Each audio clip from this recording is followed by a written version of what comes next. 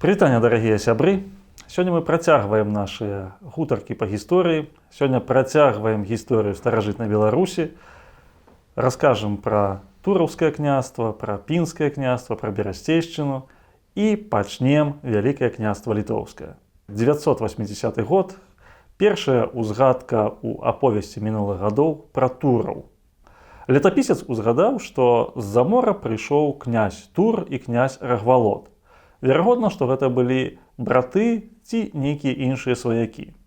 І вось з гэтага часу, з 980 году, вядзе свой адлік другі па старажытнасці пасля Полацку горад Беларусі.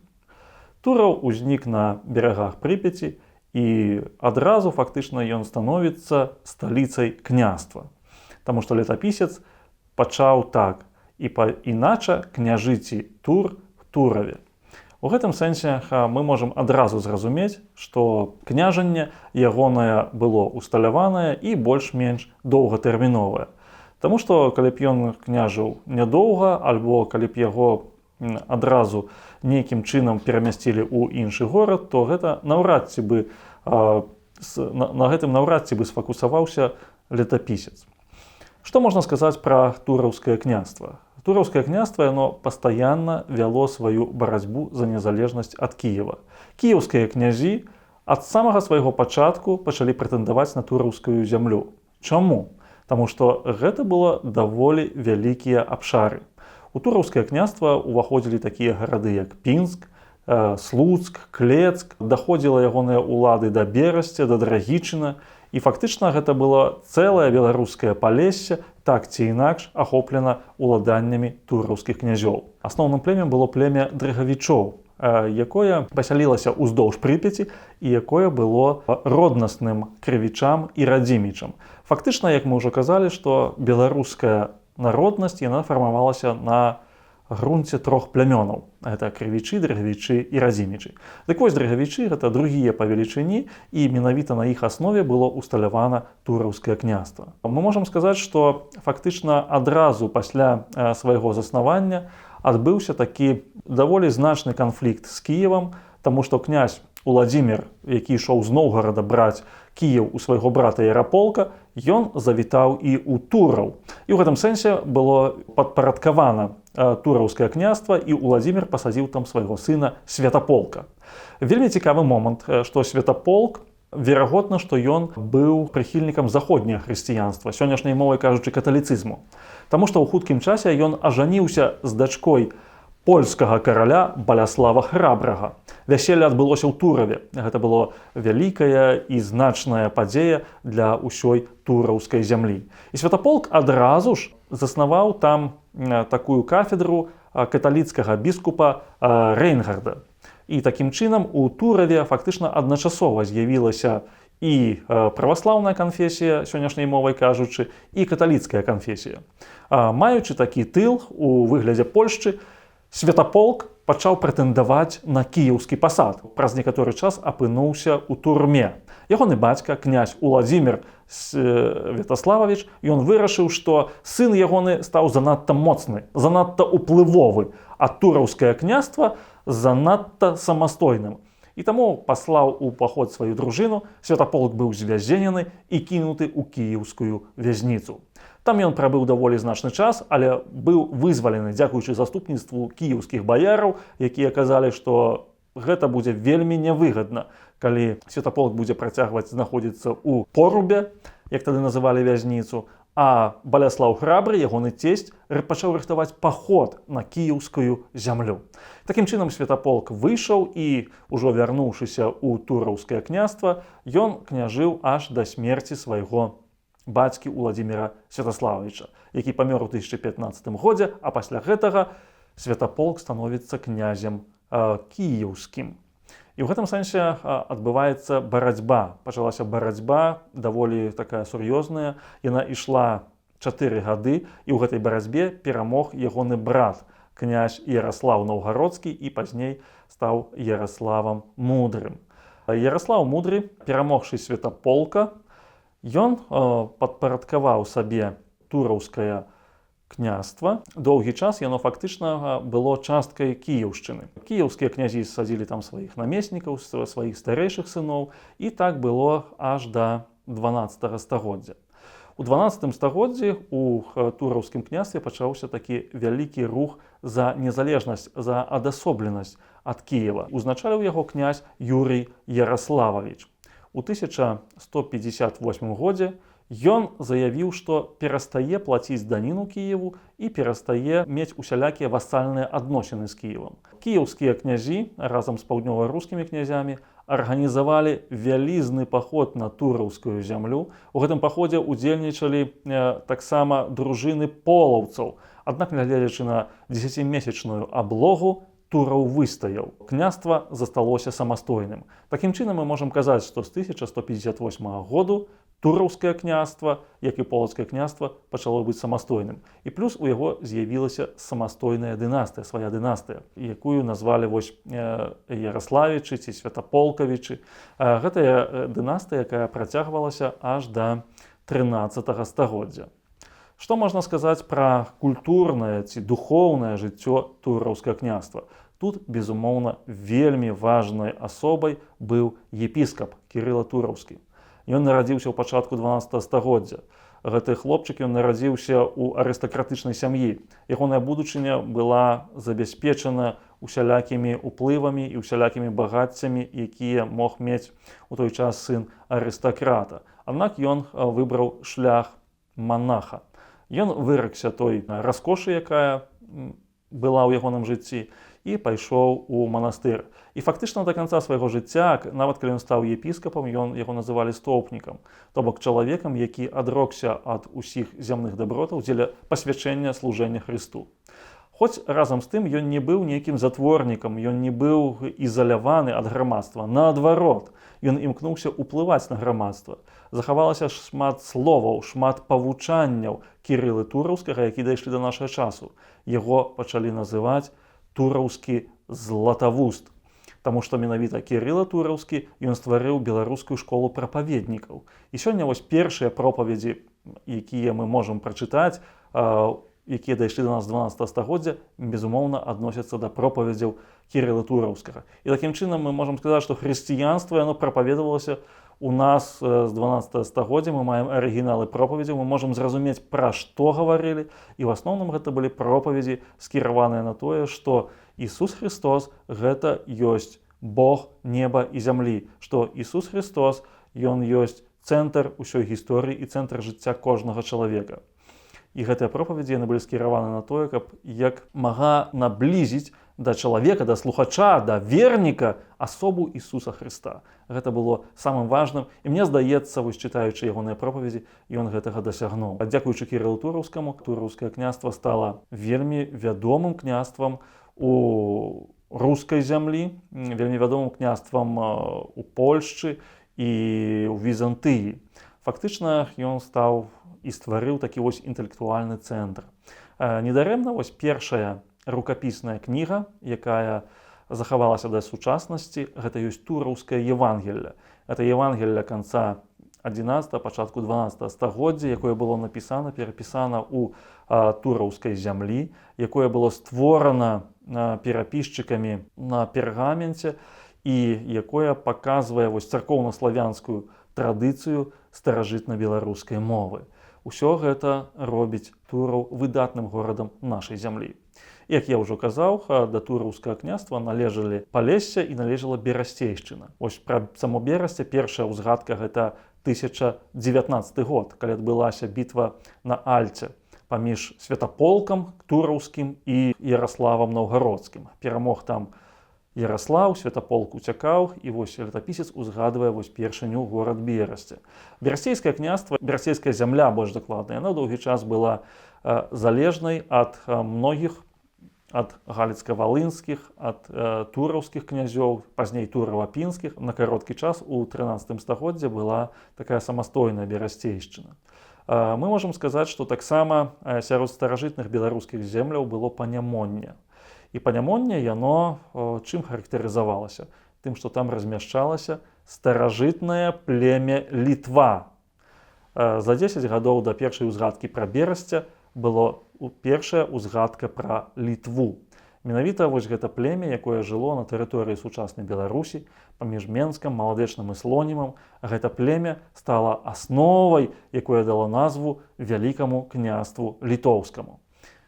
Літва, якая размяшчалася ў асноўным у сельскай мясцовасці і цэнтрам якой быў горад Рута ці Варута, яна мела цесныя сувязі з панямоннем. Беларускае панямонне, там, дзе быў Наваградак, там, дзе Горадня, Ваўкавыск, там, дзе шматлікія гарады, яно было ў цесных сувязях з Літвой, пачынаючы ўжо з 11 стагоддзя.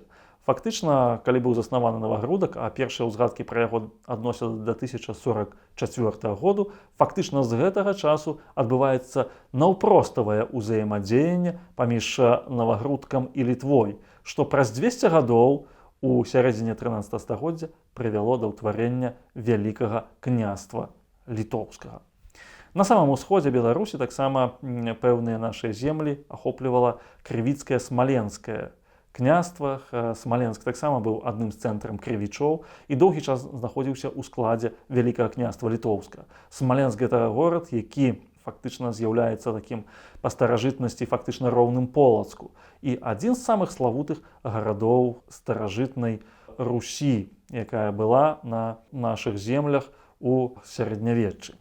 Ну што мне хочацца сказаць, што завяршаючы вось гэты старажытны перыяд, мы можам сказаць, што сярэдзіна 13 стагоддзя — гэта час, калі адбываліся вялізныя перамены.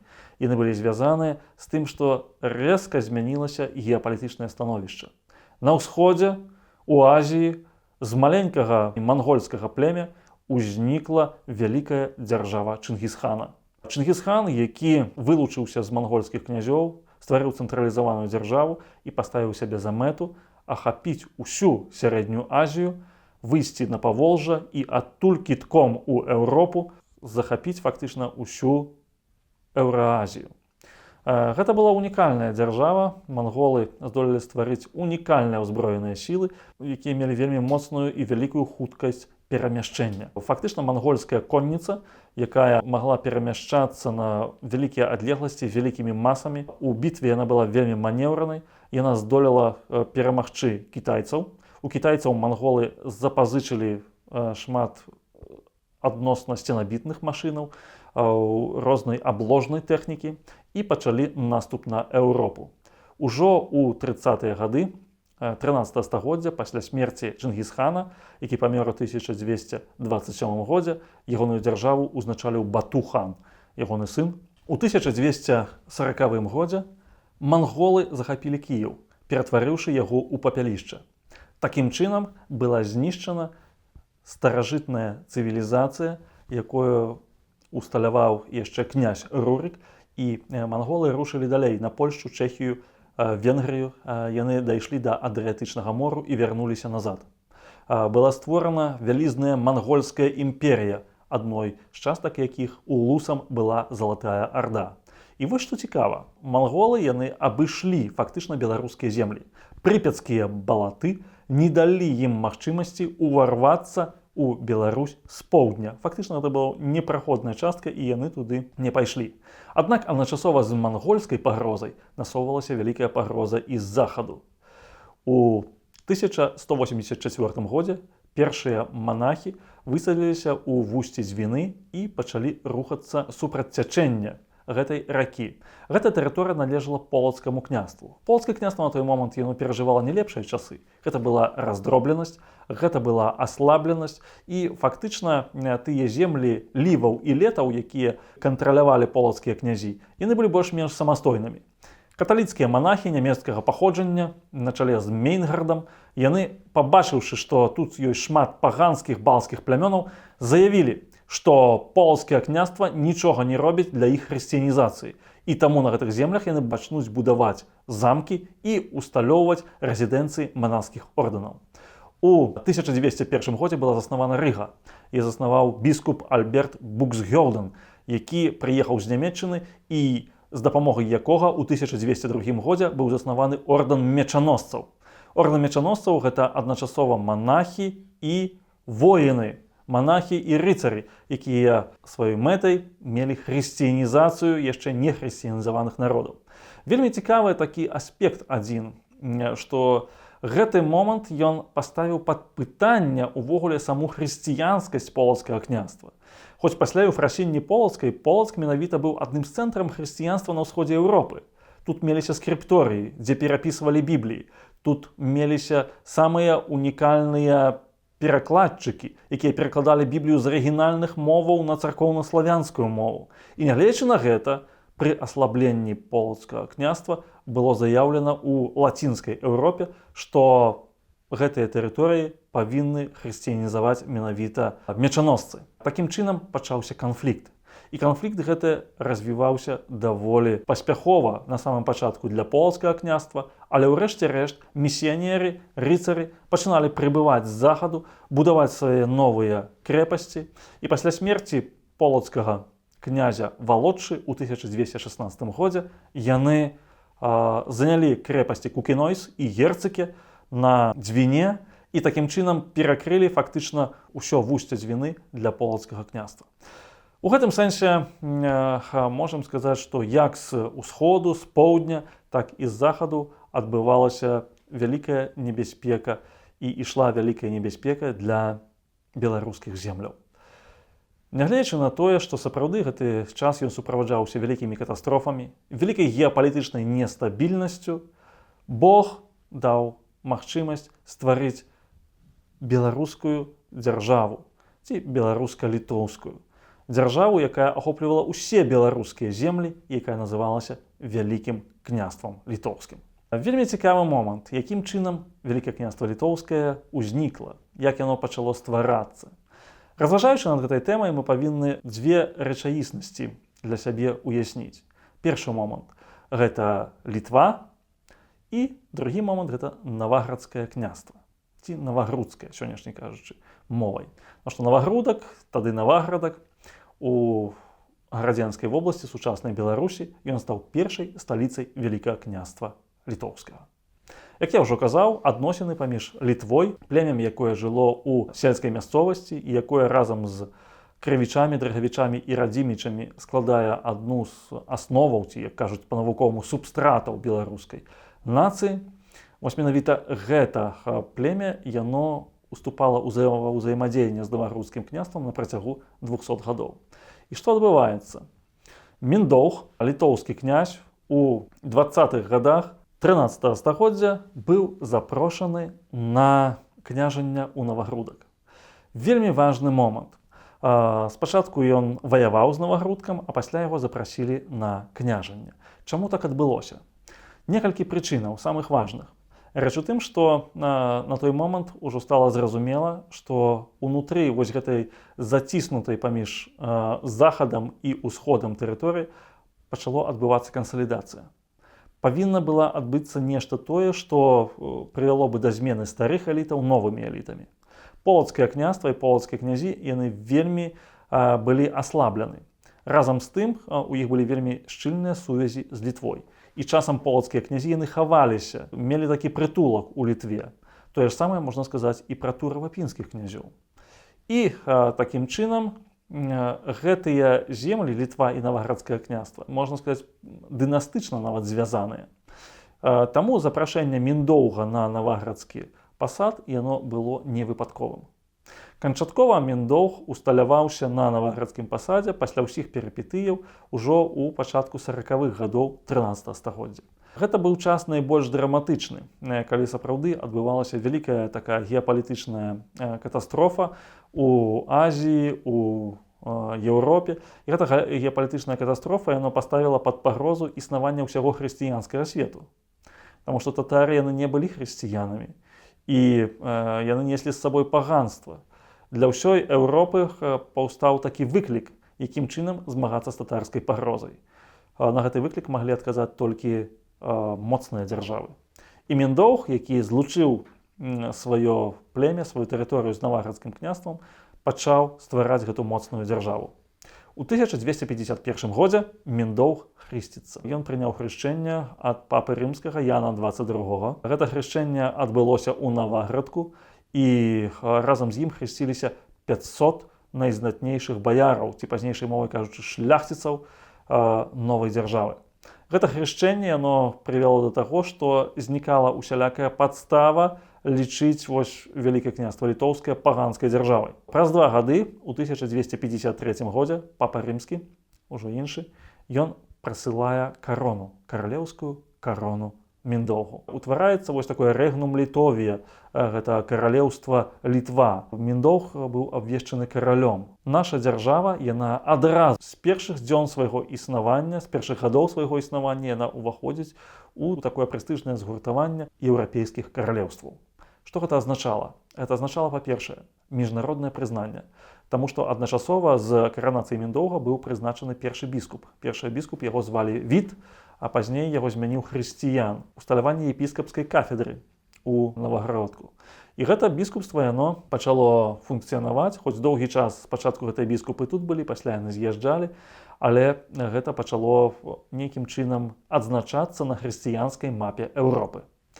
Другі момант. Гэта было, канешне, вельмі важнае для заключэння міру з ордэнам мечаносцаў і з таўтонскім ордэнам. Таўтонскі ордэн ён узнік трошкі пазней, у 1237 годзе на землях польскага Памор'я. У гэтым сэнсе з нямецкімі манаскімі ордэнамі Міндоўг мог ужо дасягаць дамоўленасцей. Гэта выклікала, канешне, канфлікты з галіцкім княствам. Галіцкае княства прэтэндавала на Навагрудчыну і выклікала канфлікт з татарамі. Аднак яно стварыла безумоўную заходнюю арыентацыю Вялікага княства літоўскага. Аднак лёс Міндоўга ён склаўся трагічна. Рэч у тым, што ў канцы 50-х гадоў на землі Вялікага княства літоўскага выйшаў татарскі хан Бурундай. Ягоныя орды апанавалі ўсю наваградскую зямлю, і фактычна большая частка гарадоў было знішчана. Нават сам Міндоўг быў выгнаны з Навагрудка, і на кароткі час стаў ягоны сын Войшалк. Войшалк пазней перадаў трон сыну галіцкага князя Данілы, галіцкага Раману. Рэч у тым, што галіцкі князь ён прызнаў татарскую ўладу, ён быў залежны ад татараў, і такім чынам Войшалк зрабіў дыпламатычны крок, каб пазбегнуць далейшай канфрантацыі з татарамі, ён перадаў навагрудскі трон іхнаму васалу. У 1263 годзе адбылася трагічная падзея. У выніку змовы Міндоўг і ягоныя абодва сыны былі забітыя. Абодва малодшыя сыны, апроч Войшалка. Яны былі забітыя. Чаму так адбылося? Рэч у тым, што Міндоўг, ён праз некаторы час, відавочна, ён адступае ад хрысціянскіх прынцыпаў. Ён забірае жонку у свайго далёкага родзіча, у князя Даўмонта, і фактычна Даўмонта робіць сваім ворагам. Плюс Міндоўг, ён фактычна перасварыўся з усімі князямі, ён перасварыўся з полацкім князем Таўцівілам, а полацкім князем Таўцівіл стаў таксама, як і Міндоўг у Наваградку, праз запрашэнне. Полацкі яго запрасіў, як і Міндоўга, і фактычна літоўскія князі былі на пасадах у Наваградку і Полацку. Аднак гэты канфлікт ён прывёў да забойства Міндоўга і забойства двух яго сыноў. Фактычна з дынастыі застаўся толькі Войшалк. Аднак Войшалк быў манахам. Ён пайшоў у Лаўрышоўскі манастыр каля Наваградку і стаў манахам, а манахі, як вядома, даюць зарок бясшлюбнасці. І ў гэтым сэнсе Войшалк не мог мець дзяцей, і ён пасля смерці Міндоўга ён вяртаецца. Ён займае пасаду князя Наваградскага, ён аднаўляе трон свайго бацькі, аднак у хуткім часе галіцка-валынскія князі збіраюць вялікае войска і ідуць на Наваградак. Войшалк зноў прымяняе той самы прыём. Ён не б'ецца, ён не ўступае ў бітву з пераважаючымі сіламі ворага, а ён кажа, што давайце заключым эту справу мірам, давайце падпішам пагадненне, паводле якога я вяртаюся ў манастыр, а князем хай стане іншы сын Данілы Галіцкага, Шварн Данілавіч. Шварн Данілавіч ён не меў дзяцей, і фактычна Войшалк ён зрабіў тое, што пасля Шварна фактычна можа быць адноўлена мясцовая дынастыя. Ён спачатку едзе ў Пінск, Пазней ён наведвае тураў і вяртаецца ў свой манастыр. Рэч у тым, што на той момант была вельмі небяспечная сітуацыя. Даніла Галіцкі памёр у 1264 годзе, і ягоным пераемнікам стаў яго сын Леў Данілавіч, заснавальнік Львова. І вось Леў Данілавіч, разумеючы, што Войшалк так ці інакш ён гуртуе сілы, і ён хоча забраць назад трон свайго бацькі, ён выклікае Войшалка ў Галіч і падступным шляхам там забівае яго. У 1267 годзе Войшалк загінуў. Але разам з тым гэта ўжо стала такім пачаткам канца панавання галіцкіх князёў над Навагрудскай зямлёй. Вялікае княства літоўскае выходзіла з-пад ценю іншых дзяржаваў. Гэта адбылося пры князе Віцені. Князь Віцень ён пачаў княжыць праз 15 гадоў пасля забойства Войшалка, і ён быў князем, які вельмі моцна спрычыніўся да таго, што Вялікае княства літоўскае стала самастойнай дзяржавай. Рэч у тым, што паміж смерцю Войшалка і ўкняжаваннем Віценя адбывалася вялікая такая, скажем так, міні-грамадзянская вайна, дынастычная вайна. Адзін князь станавіўся, стаў пазней Таўцівіл князем, Таўцівіла забіў Транята, пасля Траняты сталі Будзікіт і Будзівіт, таксама быў князем Трайдзень, які скінуў і першага, і другога. І вось князь Трайдзень, ён даволі значны час княжыў у Вялікім княстве літоўскім, і ён ужо перадаў свайму сыну ці сваяку, мы не ведаем, Віценю, дзяржаву у даволі такім добрым стане. А што зрабіў Віцень? Віцень першае, што ён робіць, ён уводзіць дзяржаўны герб. Густынскі летапіс ён піша: «Измысли себе герб пагоня». Фактычна пры князе Віцені, гэта прыкладна ў 1293 годзе, пагоня стала дзяржаўным гербам Вялікае княства літоўскае.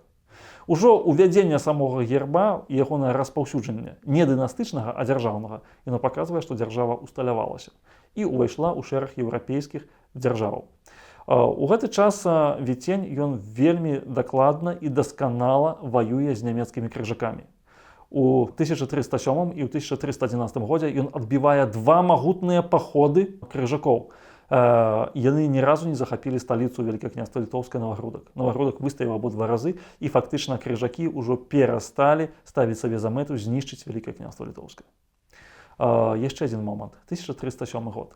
Гэта год злучэння Навагрудка і Полацка. Як казалі пазней, гэта злучэнне душы і цела Беларусі. Таму што Полацк, першая беларуская дзяржава, на той момант там ужо не было князёў, там быў епіскап Якаў, які быў абраны вечам на кіраўніка полацкай зямлі. Ён вядзе перамовы з Віценем, і Віцень кажа, што я пакідаю табе поўную аўтаномію, без вашага веча не можа быць прызначаны ні адзін намеснік, ні адзін князь, але мы падпісваем дамову пра тое, што полацкая зямля ўваходзіць у склад Вялікае княства літоўскага. І быў падпісаны акт пагаднення. Гэта найвялікшае можа быць дасягненне вялікага князя Віценя. Таму што злучэнне Полацка і Наваградка яно прывяло да цікавай такой федэратыўнасці Вялікага княства літоўскага. Было ядро, цэнтральнае ядро, якое складалі гарады Панямоння на чале з Наваградкам і пазней Вільняй, і былі землі прыслухоўваючыя, землі, якія мелі аўтаномію, якія мелі самакіраванне, у якіх нават былі іншыя свае дынастыі. І ўсе гэтыя землі былі ў саюзных адносінах з цэнтрам. І гэтыя адносіны яны фактычна будаваліся да 16 стагоддзя.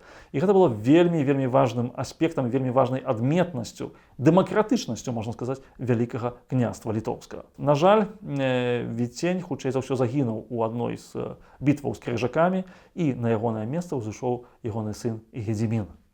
Гедзімін – гэта князь, пры якім Вялікае княства літоўскае ўжо стала вялікай дзяржавай, значнай дзяржавай.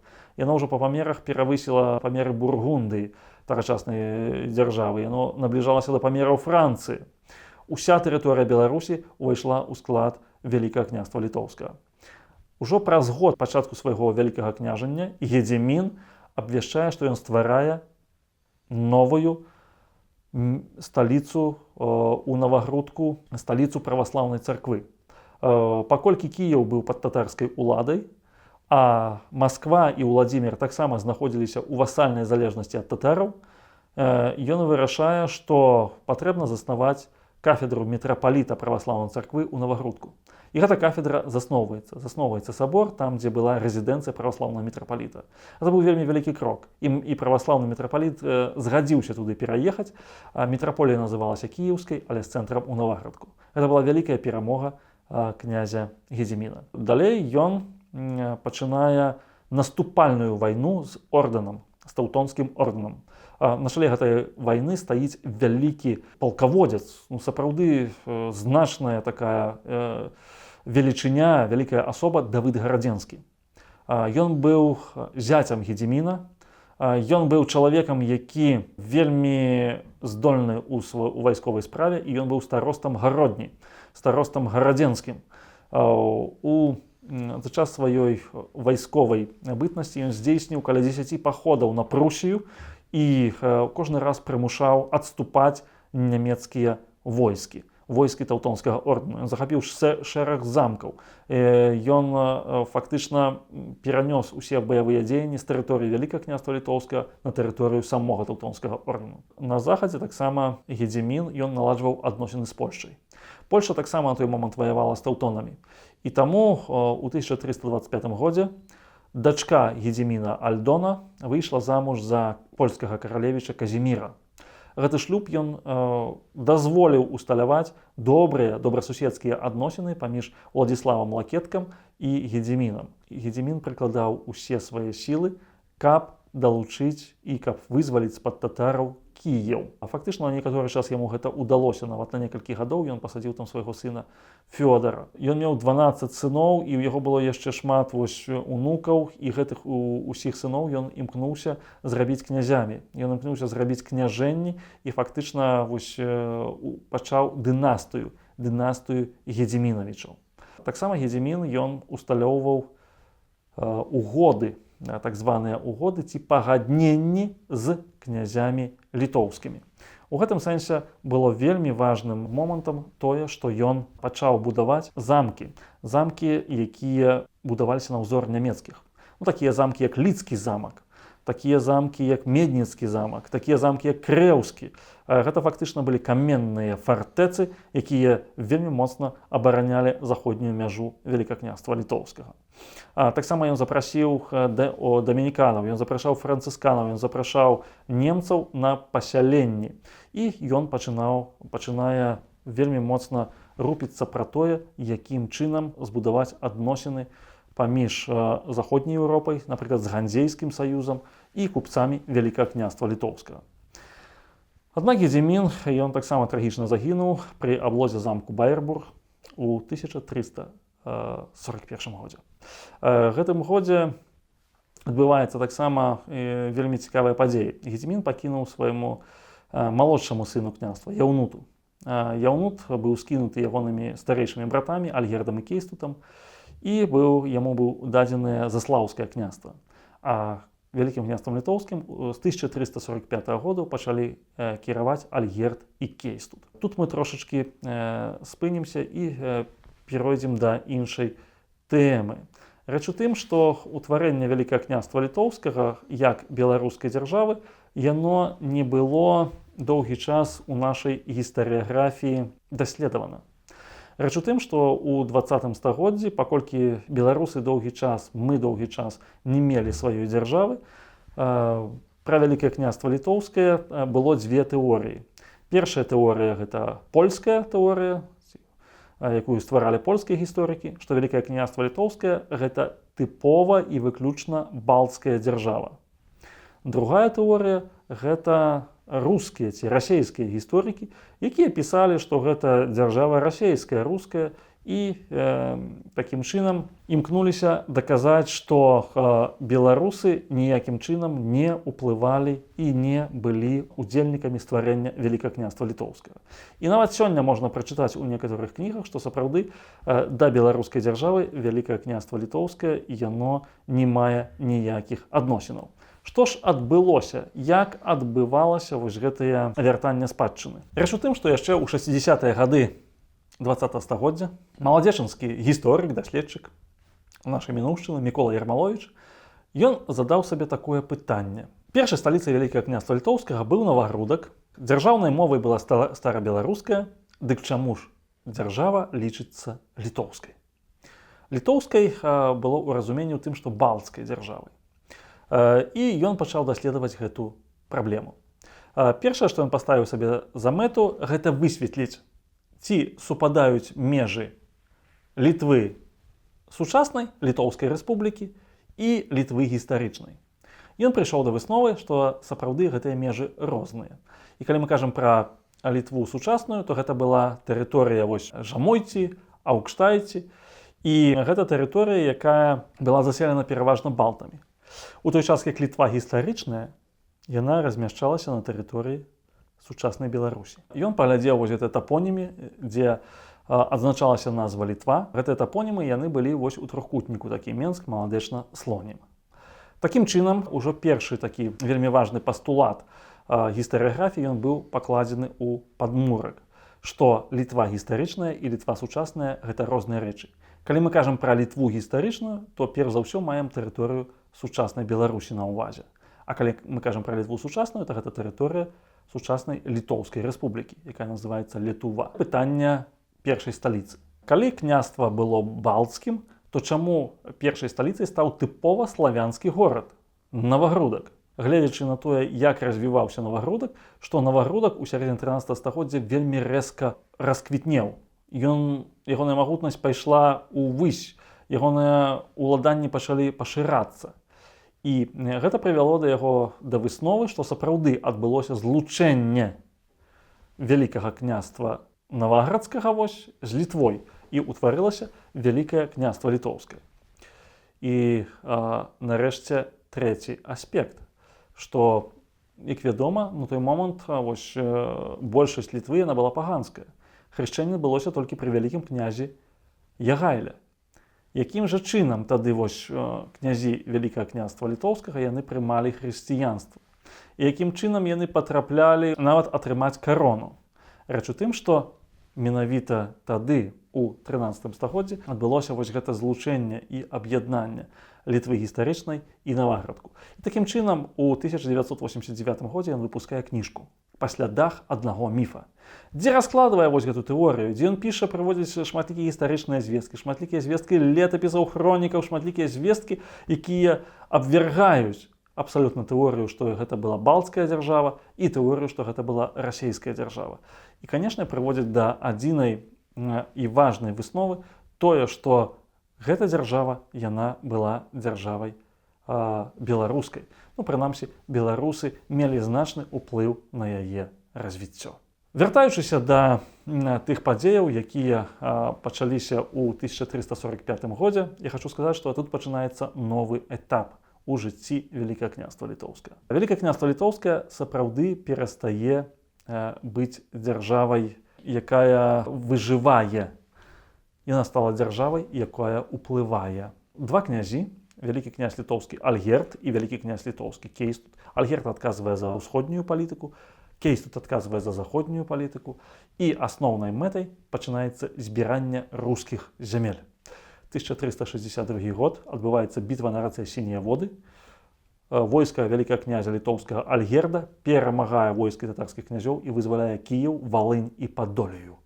Фактычна уся гэта тэрыторыя паўночнай Украіны, яна атрымалася вызваленая ад татараў, і яна была далучана ці ўвайшла ў склад Вялікага княства Літоўскага. Зноў жа украінскія землі атрымалі таксама аўтаномію. Там пакінулі дынастыі Рурыкавічаў, якія княжылі ў кіеўскім княстве. У другой палове 14 стагоддзя пачынаецца рэзкае суперніцтва з Масквой.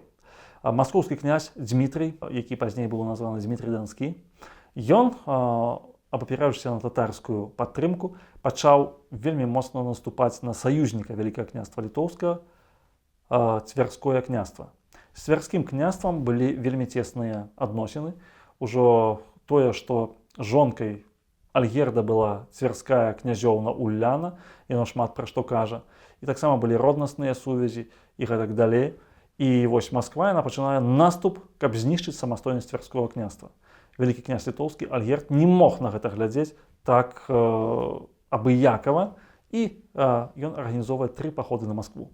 Першы паход быў у 1368 годзе, другі ў 1370 і трэці ў 1372 годзе. Пры трэцім паходзе адбылася такая сітуацыя, што войска Вялікае княства Літоўскае заняло ўсю Маскву і толькі застаўся стаяць Крэмль. На той момант, як казалі, белакаменны. Вось белакаменны Крэмль не ўдалося ўзяць, але маскоўскія баярыны адкупіліся ад Альгерда. І Альгерд, зламаўшы сваю дзіду аб браму Масквы, ён кажа, каб памяталі заўсёды, што дзіда літоўская стаяла ля брамы маскоўскай. У Маскве ёсць паклонная гара, і як кажуць, што менавіта на ёй прынеслі выкуп Альгерду маскоўскай баяры, і таму гэтая гара называецца Паклоннай. Адначасова Кейстут, другі князь Вялікага княства Літоўскага, ён пачынае барацьбу з крыжакамі. Былі такія 2 пераможныя бітвы, бітва на рацэ Страве і на рацэ Рудаве з крыжакамі, і вялікі князь літоўскі Кейстут выйшаў з гэтых бітваў пераможцам. Такім чынам, пры Кейстуце адбываецца завяршэнне такога абарончага поясу і утвараецца такое статус-кво ў адносінах з ордэнам. Заходняя Еўропа пачынае глядзець на Вялікае княства Літоўскае па-іншаму.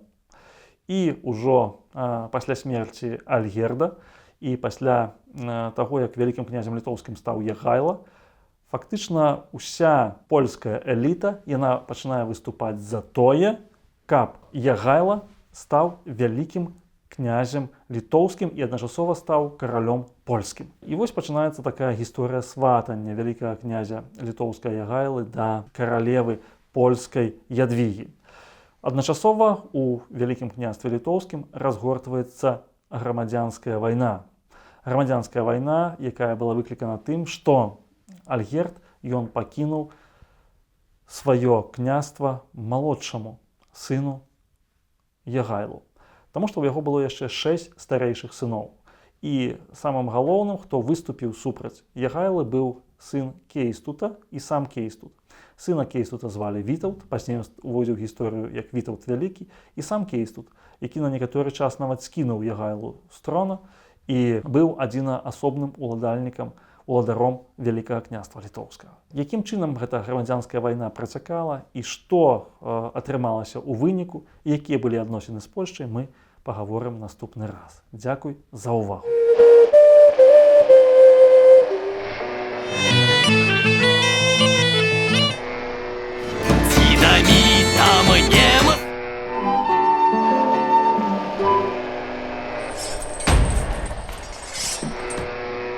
Немов